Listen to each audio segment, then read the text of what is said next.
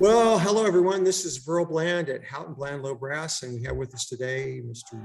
Doug Elliott. And if you don't know him, I hope you're going to listen to this video and get to know him a little bit. He is quite an amazing guy.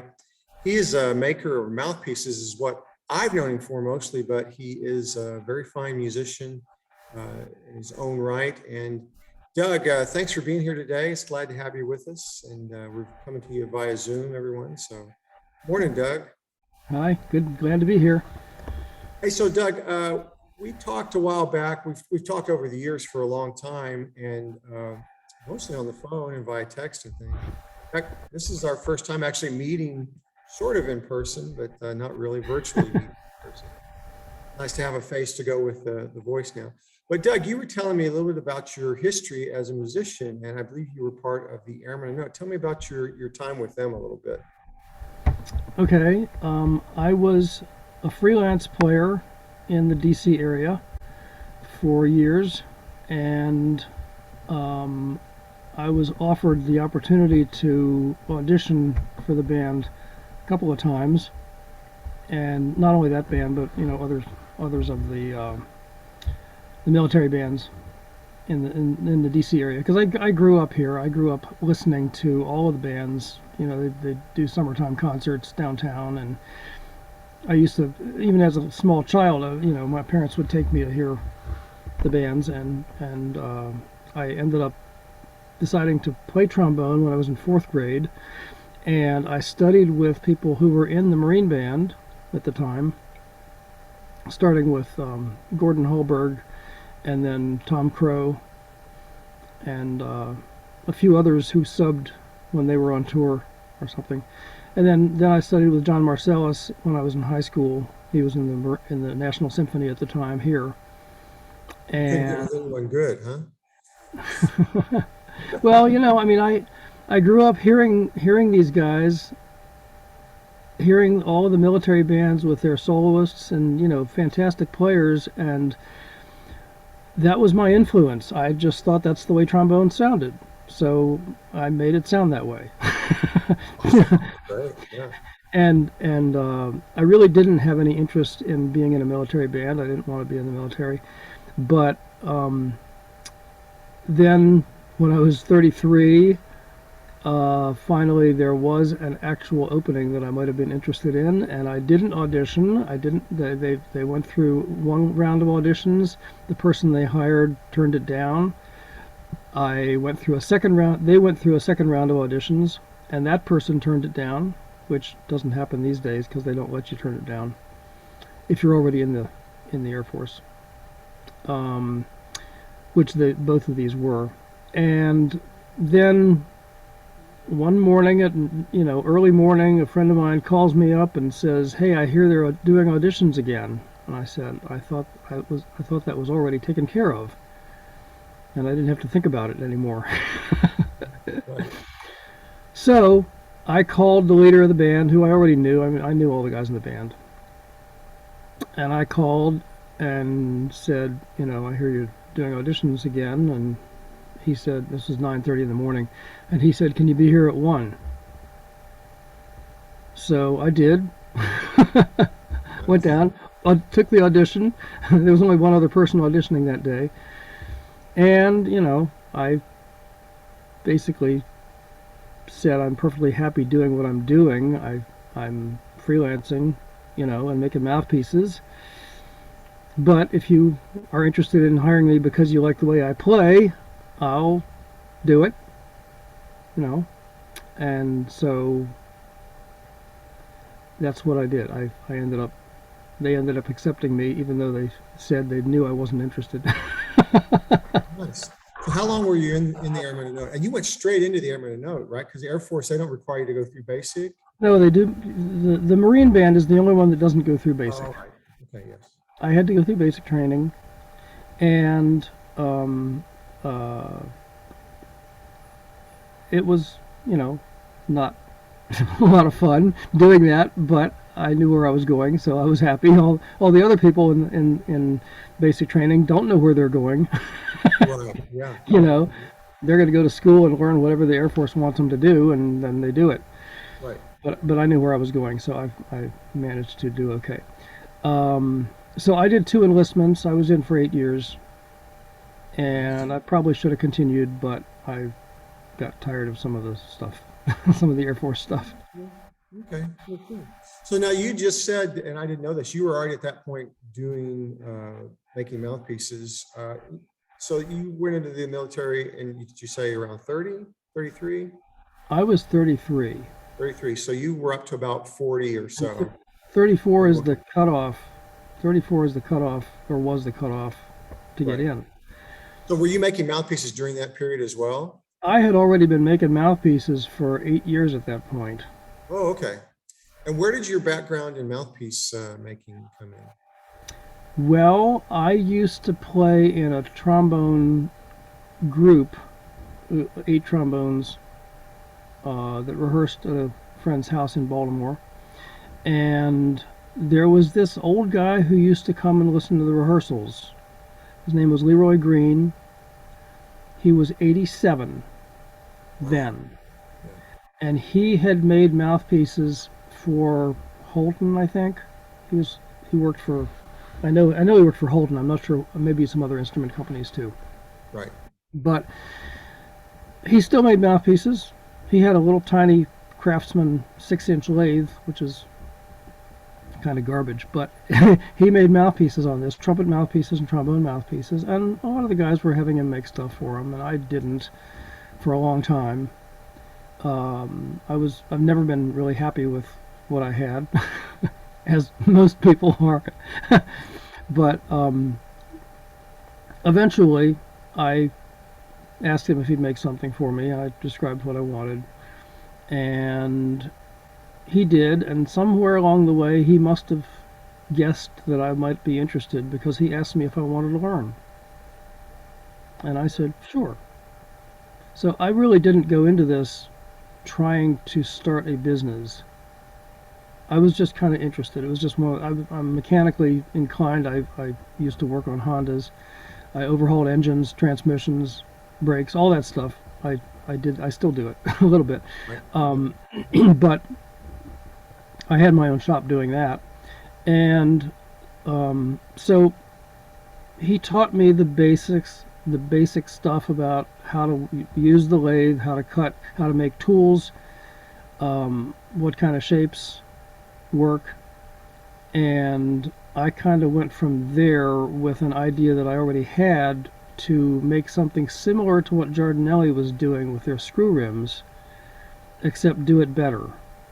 Right. Because you could never buy 2 rims or 2 cups that would fit right on the same rim or cup.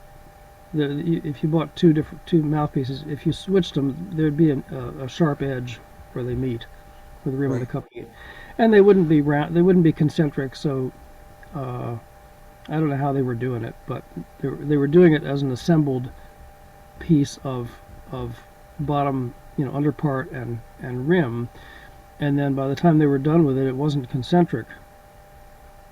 So I just had this idea of doing it in a better way, that you could do more interchangeability, and I decided to do screw shanks because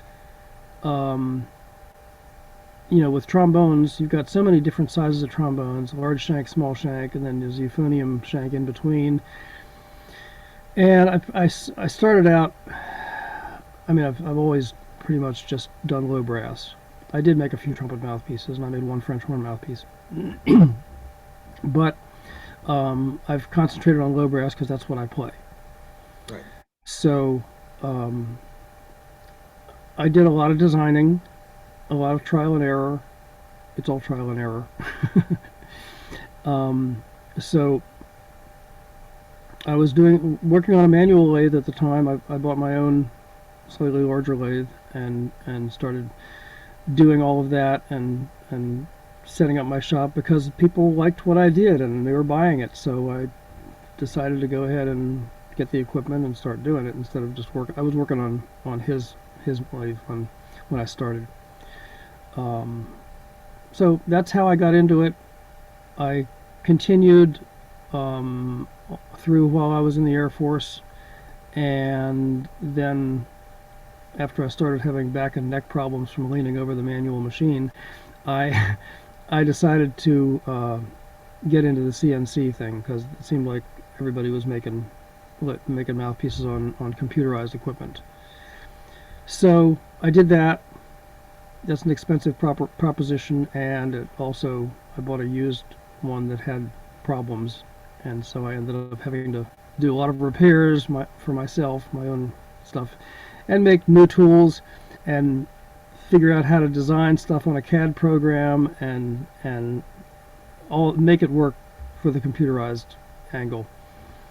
When And was so that that you went into the CNC? that was 2002. I think it was the end of 2002 I bought it, and um, then I basically didn't successfully make anything for a year or two because I was just still experimenting and Right. designing and repairing the problems that the lathe had.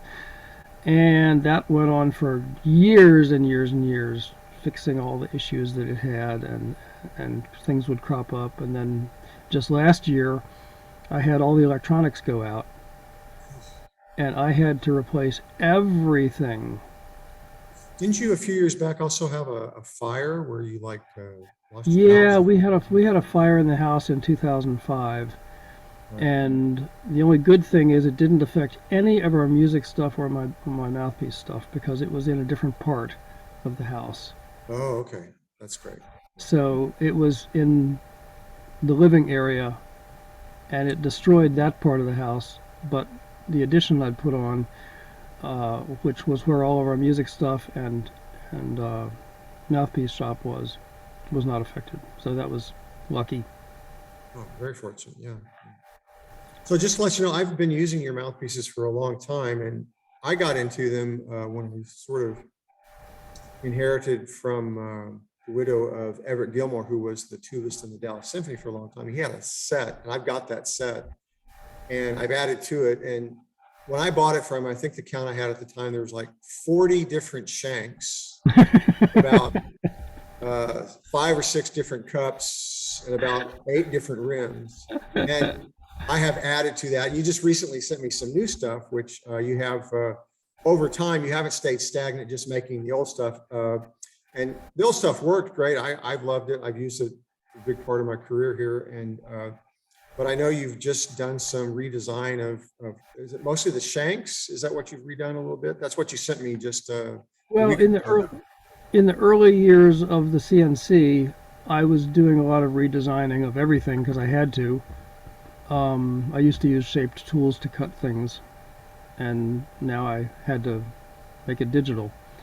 So I did a lot of redesigning then, but then during this pandemic, I decided to go back over all of my backbores, all of them, and redesign them, do a lot of testing, and I was doing some of that already, even before that, but just I wanted to improve things as much as I possibly could, and which meant in some cases going through as many as 20 or more versions of the same backbore Oh, with tiny, tiny, tiny, tiny little changes, mhm. and having different people test them so I can get different opinions. And um, in some cases, in most cases, I do my own testing, but in recent years, I've been kind of sending them out to other people because I don't necessarily trust my own opinion anymore. I'm comfortable playing on almost anything at this point. Right. Yeah. So, and sometimes I discovered early on that sometimes what I like in my house doesn't work on a gig. Of course. Yeah. Yeah. so so I've been through that too, taking stuff out on gigs and finding out what really works in practice for real. Sure. Yeah. I actually did that 2 weeks ago. I was playing with an orchestra and nice big hall, and I had the mouthpiece that I usually use, and I was doing it. It's not quite giving me the clarity I want. So then I changed a couple things with the shank and the cup. I'm keeping the rim pretty consistent with what I do, but it is amazing. I found the right combination for that hall. So that's one of the things I love about what you have. with your mouthpieces, that you have that flexibility. I think a lot of orchestral players end up with equipment that works in their hall, and that's Yes. what they have to do. Right.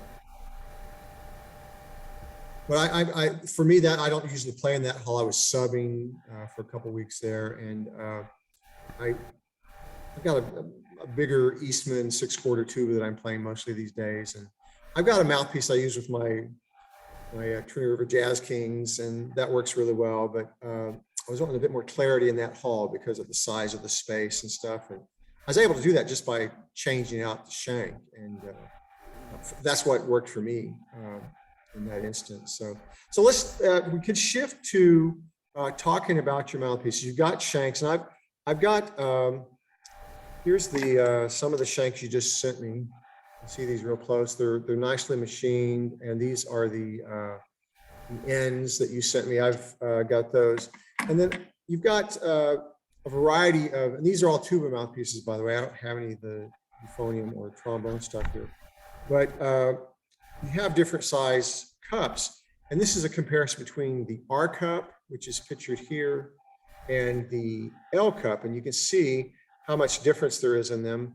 And they're, for me, I'm noticing, maybe you can correct me on this, but I think most of what you design cup-wise is more of a funnel shape, more for me, what is a Helleberg type shape? Do you do any bowl shapes at all, or is it mostly funnel?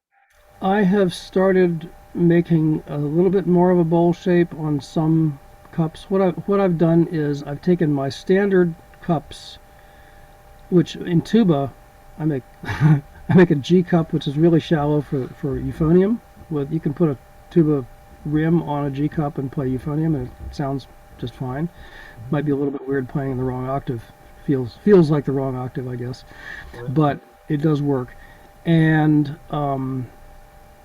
G is the shallowest for euphonium. I have J, which is kind of like a 1.5 G bass trombone mouthpiece depth, and then K. I've added a lot of cups in here. L, M is about the depth of a Schilke 60 bass trombone mouthpiece. N is a kind of sort of shallow tuba cup, good for quintet maybe, something like that. I skipped O. P, Q, R is the deep one, and then there's T. I skipped S. T is the real deep one. So they just go down the alphabet. Is that going through? Are you talking there just about the euphonium trombone stuff, or is that because I know those letters? Those are what I make for tuba. Oh, okay. And so I don't have all those. I need to be hitting you up. Find some well, of those. Yeah. Yeah, it's I brought some of them out here. The G. Oh my. Okay. The G is real shallow. Yeah. It's not. I actually just sent one to somebody to play on Chimbasso, but that's possible. Then here's a K. I don't know if you can see it. Yeah. L, you had an L there. I have an L. Yeah, my smallest one is the L. So I need to. Okay. My Chimbasso, I probably ought to get one of those. And then M is deep, a little deeper. N is still a little bit more deep. Then P. P is kind of a middle of the road Bach 18 kind of size, depth of cup. Now, what I've done is I've taken all my standard cups are more or less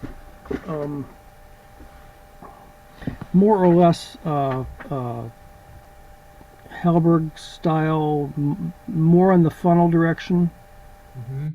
But I'm making some. I don't think I have any here I can show you.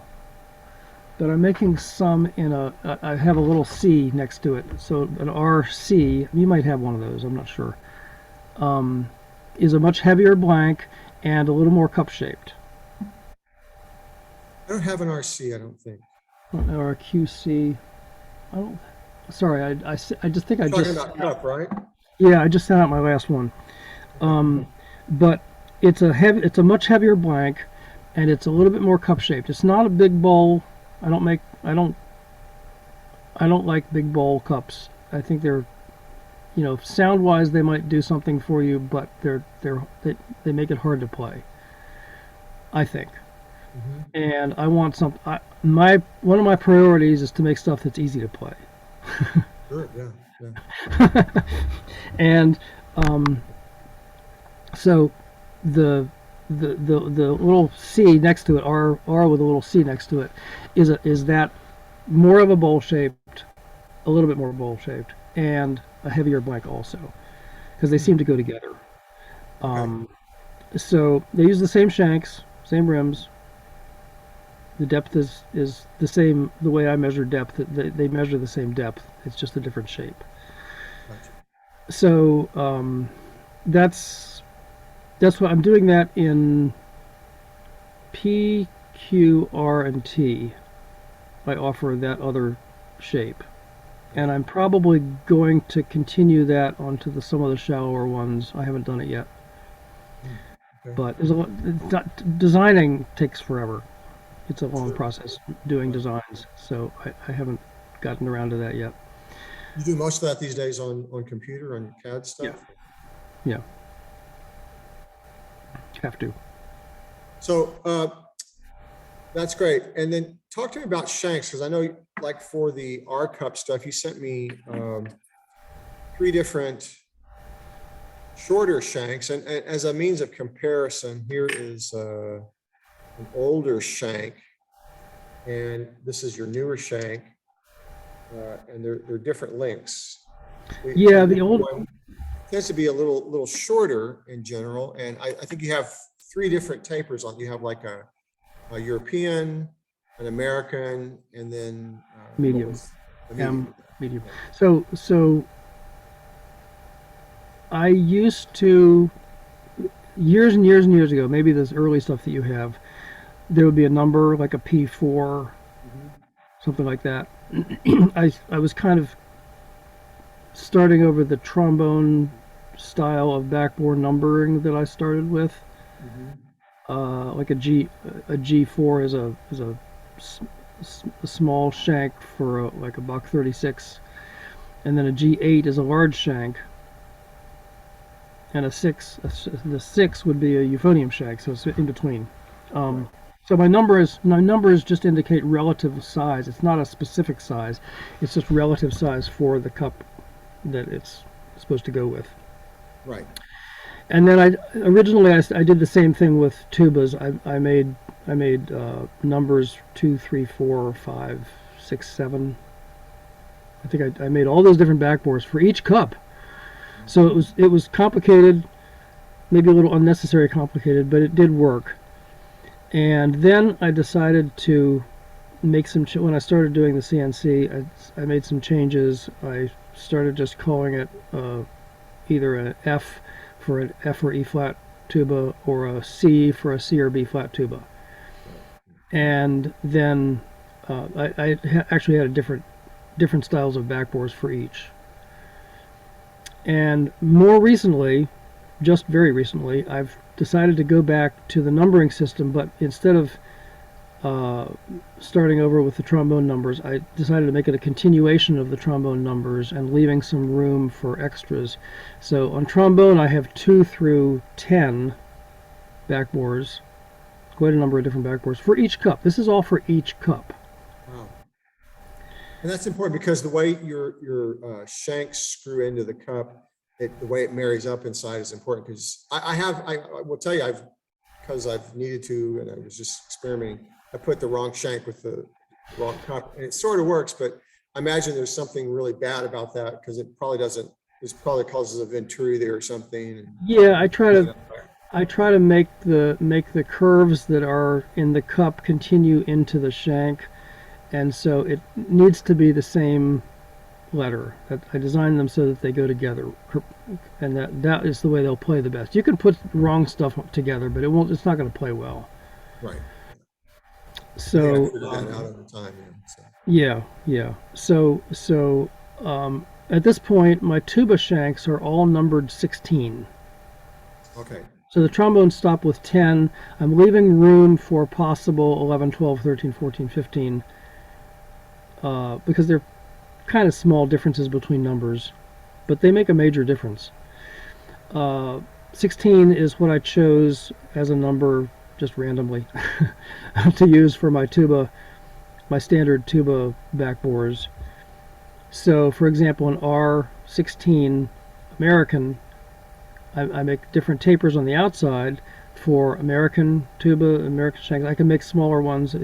I would usually just use a bass trombone 10 for like a old Besson that has a smaller receiver, or some of the other. There were some Houghton E flats and that sort of thing that used smaller receivers. And so I have American shank. I have M, which is medium or miraphone. It's about the size of miraphones, and then most miraphones. And then E for a European shank. And then I can also make larger than that. I make an H for a Hirschbrunner size, which is larger than European. A lot of Mino Westons are larger than that. And then, of course, you have the various Alexes. Right, yeah. Jeff Gilmore on his set that I sort of inherited had several of the Alexes. He had a great plain old Alex B flat that was, I understand why he had those shanks to fit it, because it wouldn't play right otherwise. Yeah. Yeah, I had come up with good backbores and good shanks for Alexes. I haven't done any in my reprogramming. I haven't actually done those yet, but I will, and I can make almost anything. You know. Sure. Yeah. And also another thing is that most American shanks are the standard Morse taper, 50 thousandths per inch, and most Europeans are that too. The older miraphones were more like 40 thousandths per inch, and then some of the Mino Westons are weird. They can be almost anything, including I've seen Mino Westons with receivers that had no taper at all, just a straight tube. I don't suppose that was intentional, but and then Alex's come in, 2 or 3 different tapers too, in different sizes, right, or more. The shanks that you sent me last week for the R cup, I put on my R cup, and I'll be telling you what I played with my bighorn for the symphony a couple weeks ago was the P cup, and an older cup, and one of the shorter European shanks. What I did notice with the R cup stuff, when those 3 shanks you sent me, they all go in differently depth-wise. They all locked in and sealed up really well. But on my bighorn, I really preferred the one that went in all the way. So it went right up to the top and sealed up really nice. To me, that just made it respond so much better down low, particularly for some reason. I've liked the R cup for a long time. I've liked the sound that gets. And I'll be honest, I initially started playing the R cup on my Earphone 188. And it gave me that bigger, broader sound. You don't really need that probably on the bigger 6/4 size tubas. But the R cup on the bighorn, particularly down low, just really made it pop, which with the new shanks, all 3 of the new shanks. And I really liked the one that went in further. Now, talk to us about your thoughts on how far a shank goes into the receiver. I guess it depends on the instrument. Do you have thoughts on that? Yeah. When a mouthpiece goes in farther, it has the effect of being a bigger backbore. And when it goes in less, it has assuming the same backbore, assuming they have the same backbore but they go in different distances. Going in less far has the effect of being a smaller backbore. And generally that also makes it, if it doesn't go in very far, it also makes the sound a little darker. It seems backwards maybe, but when it goes in farther, it makes the sound brighter and feels bigger. Right. And acts like a bigger backbore. I have a preference in my designs to have the shank go in only an inch, which most tuba players think is not enough. But I'm adjusting my backbores to work at that 1 inch insertion. Oh, okay. So I mean, ideally, that's my goal. Yeah. So I really would like to hear about opinions of how they play when they only go in an inch. Okay. And I can make a lot of adjustments to make things better, but I prefer to do my designing based on that as a standard, as a metric, a place. Yeah, not changing the distance it goes in to be a variable, but changing the backbore as a variable. Right. I do know that having done repair for a long time and made some modification on trumpets, particularly trumpet players, having installed, and you can get those on any instrument, you can get them on euphoniums. I know the Adams euphonium comes with it. So you can get the variable gap thing.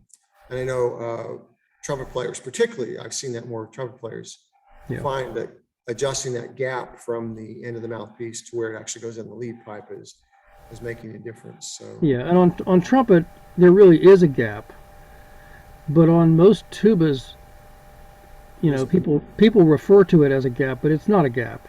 Yeah. Sometimes the receiver is actually larger than the beginning of the lead pipe, so you do end up with a gap. But often it's more like trombone receivers and lead pipes, where it's just a continuous taper down and then back out. Right, exactly. And then there are a lot of horns that are actually the reverse. The beginning of the lead pipe is larger than the receiver. Oh, really? Okay. Yeah, I've seen that in some of the Parantucci's, and probably some other instruments, where if you like stick a paper clip down in there and feel it, it'll get smaller toward the end of the receiver, mouthpiece receiver, and then there's suddenly a big jump up to a larger diameter. Okay. So I call that a reverse gap. Okay. And I'm not sure whether the distance it goes in really has the same effect with that situation as it does with other situations, because it's just it's such a jump in size. It may not have the same sort of effect. I don't know. Interesting. I'll have to be looking for that. So let's take just a few minutes and talk about. So we know that there's all the different cups. T being the largest, and I think you said down to G is the smallest for the tuba range. And yeah, I need to fill in some of those gaps in my arsenal of mouthpieces. But let's talk about if someone's looking to find the right mouthpiece for them. They want to find, to me, what I usually try to do is find the rim that fits my face the best. And I have gone over the years from like a 132 to 130 to 128 you've made for me. And I'm actually playing mostly on 126s now. What is that measurement is, what increments is that, those measurements? That's inches. Inches. 1.32 inches. Yeah, this is a small trombone mouthpiece, but I measure from the inner edge to the inner edge. Okay. You have to decide where along that curve you're going to measure. Right. But I'm consistent with that. And like a 126 is 1.26 inches. And for me, I think the reason I've gone to smaller over time, most tuba players, we have this mindset, oh, bigger is better. And I did that for a long time and it fit, but I have two things: aged over time, which we all do, but also I've, in the last few years, lost a lot of weight. So there's a lot less meat there, so to speak. So to me, the 126 right now feels better on my face. Yeah.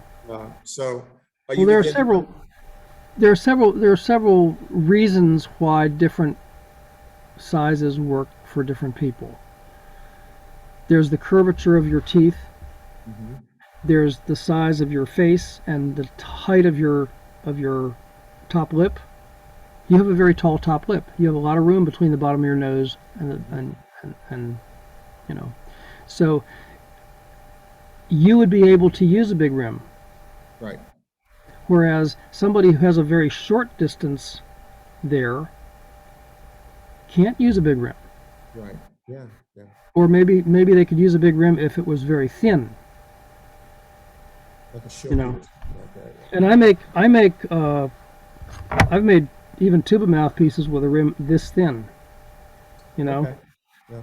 Whereas that's my standard trombone size, which I use as my narrow tuba.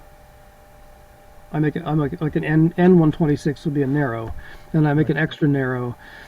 Those are useful for people who have that issue of not such a tall top lip, and you don't want the mouthpiece to run into the bottom of your nose too much, because then you have limited moving that you can do to get range. Right. So everybody moves a little bit.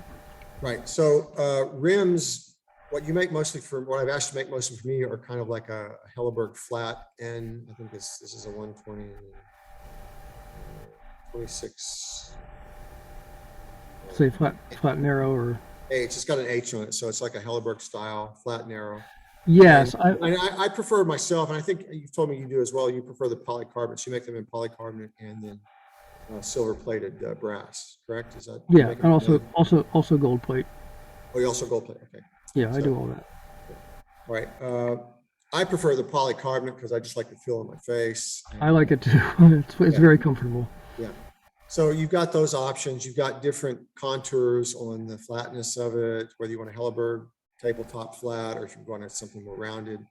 You have an idea of how many variables you have in that regard? Oh, wow.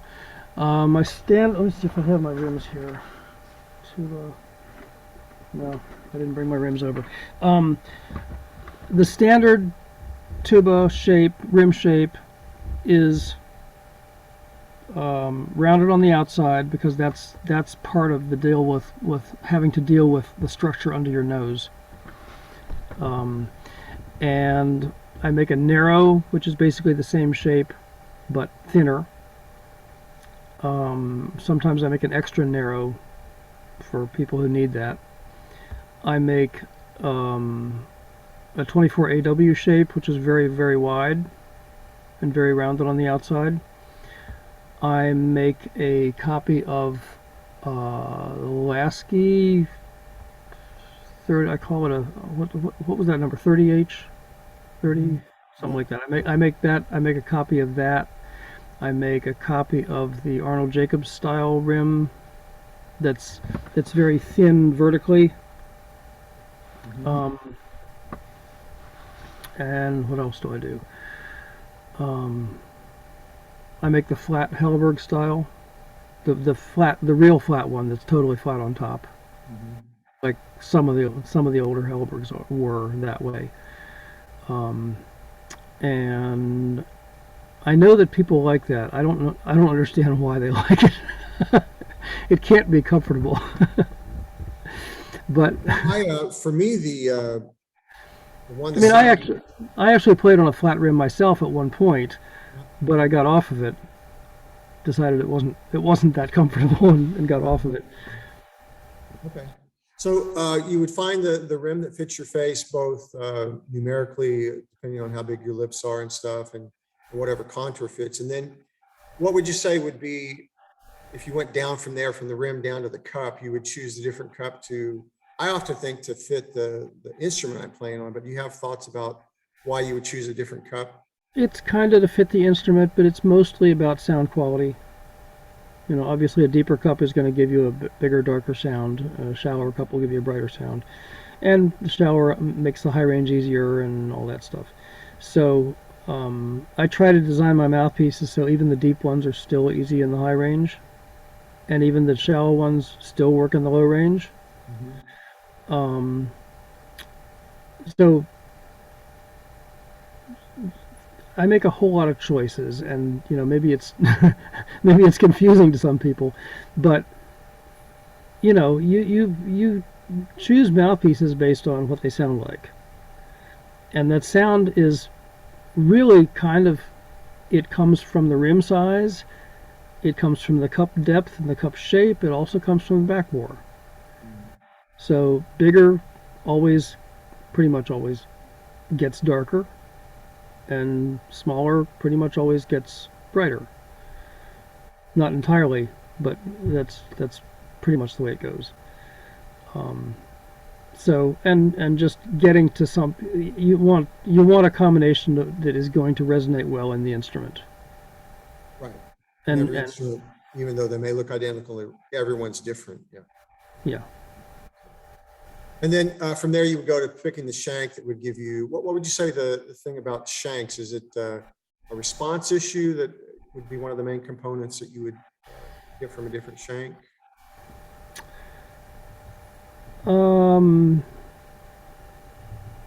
It's kind of sound potential. Like a smaller back bore will limit what you can do in terms of volume, and a bigger back bore up to a point will kind of give you unlimited sound potential, sound volume potential. So that means expansive up to a higher dynamic, but Yeah. you would also then within that still be able to go soft, because Yeah. we all know, even though tuba players are noted for not noting that there is a soft in the world, but there really is. And I know in my career I've done that as well, but tuba players that are listening, there is soft dynamics available to us, and we need to utilize them. So, well, great. So Doug, this has been very informative, and just give us an idea right now what one of your setups would cost someone, just say a basic rim, cup, and shank. As of right now, it's about $250. Okay. I've been noticing that all of my costs are going up tremendously right now. Brass is more expensive. I'm still charging less. I'm charging less for shipping right now than I'm paying. Gold plating just went above what I'm charging. My cost for gold plating just went above what I'm charging for it. I'm going to have to raise my prices at some point. Yeah. And all of this lathe issues with having to replace all the electronics just cost a fortune. And all the time I'm spending on designing, I've spent tens of thousands of hours on designing and writing programs and experimenting, and it's just unbelievable the amount of time it takes to do some of this stuff. If you were to equate hours spent learning a trade, say for like music degree, getting a doctorate, you've got probably multiple doctorates in the design of mouthpiece and things like that. You probably spend as much money, if not more, than someone getting a doctorate, I would imagine. Yeah, probably. Well, that's great. Hey, Doug, thank you very much. It's been a pleasure getting to chat with you and learn more about your mouthpieces and stuff. I would also like to mention that one of the other things that I do, one of the main things that I do, is help people with chop problems. So I have spent my entire career studying embouchures and how all of that goes together, how it works. Not the song and wind idea of just imagine the sound and try to make the sound that you want to hear, but how and why it works. And the fact that there are different embouchures, there are different embouchure types. Pretty much everybody knows that there's downstream and upstream, but there's more than one downstream embouchure. And it functions differently. And there are many ways to fix problems that crop up. And if you understand how things work, you don't have to be afraid of the paralysis by analysis concept, because the reason why that happens is when you're trying to analyze something that you do not understand. And you're guessing about so many things that isn't really that hard to understand if you have an open mind and can understand some basic concepts of how things work. That's what I'm into. And I do a lot of Skype teaching. I actually like Skype teaching. I like it better than teaching in person. It's very effective the way I do it. And it does involve a lot of analysis on my part. And I try to make sure that my students totally understand what they're doing, how it works, why it works. And I know there are a lot of people who don't want to know that. But Ignorance is bliss. I do think, well, no, it's not when things fall apart. No, I'm being silly. I'm being. Yeah, exactly, exactly. Things fall apart eventually. If you're doing things wrong for your face, it might work when you're younger, but I like to equate it to things like shoveling snow, which I have to do up here. You probably do occasionally too. But you know, when most people are shoveling, they're lifting with their back. And you all know that lifting with your legs is the correct way to do things, right? So that you protect your back. But what do? You go out there, you lift with your back. And it works just fine. And you say, nothing wrong with this, until it falls apart. Right. Because there's only so much it can take. And eventually you're going to have back problems. And then you have to learn how to lift with your legs. Well, I use the same ideas in brass playing, that there's a lot of stuff that will work for you when you're younger and when you're a great musician and you just make anything work, because that's what you do. That's what musicians do. They make it work.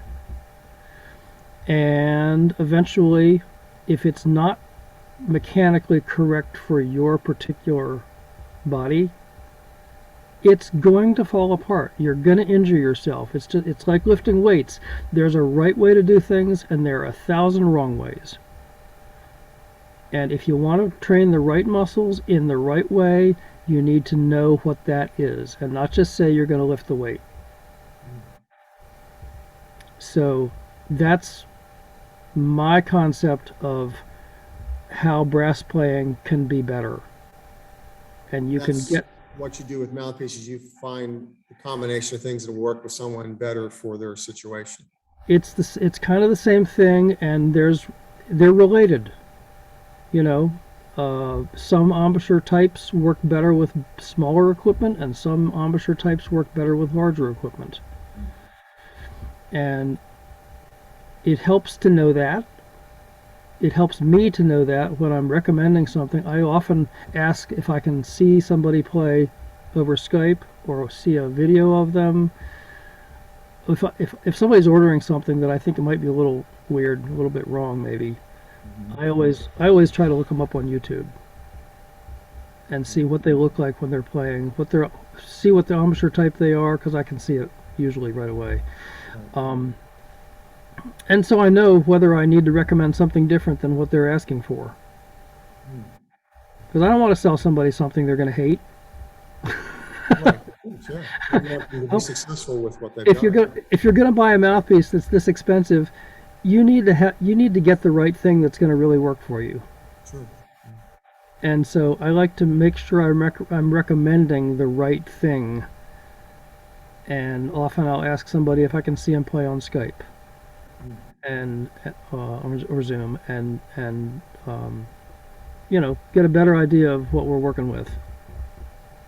That's brilliant. I'm glad you do that. And that's the thing I didn't know about you. And that's wonderful that that's an option for people out there that are looking for that one part of the equipment that benefits it greatly. I mean, yes, we all know you can spend fortunes, particularly on tubas, you can spend little fortunes on buying instruments, but some of the most basic things, what you interface with your embouchure going into that instrument, makes a big difference too. Yeah, and I've had the opportunity to do a little bit of testing on tuba myself, because although I would never call myself a tuba player, I do at this point own Con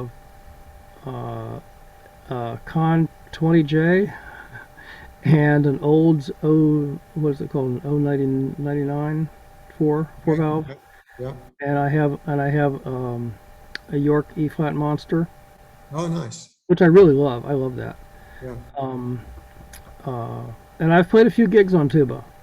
Like I said, I wouldn't call myself a tuba player, but sometimes people ask me to play, and I'll say yes. You're a musician, so yeah. So anyway. Great. Well, again, thank you very much. A pleasure finally putting the face with the voice I've heard through countless phone calls and text and things like that. And We'll be putting this out on our Houghton Bland Low Brass website, plus also probably up on YouTube, and we'll send you the link on that. Thank you very much. Mr. Doug Elliott, you're based in Maryland, right? Right outside DC, yes. Right outside DC, and you can find him on the internet under Doug Elliott Mouthpieces. And if you want to, Doug, I'll probably end up putting up a link to your website or to your email or something on our website as well. And if you search my name and trombone on YouTube, you can find plenty of videos of me too. Okay, great. Good deal. We'll definitely do that. We'll maybe put some of those on our website as well. Thank you again, Doug. Pleasure. Really enjoyed our conversation quite a lot. You take care and talk sometime soon. Okay. See ya.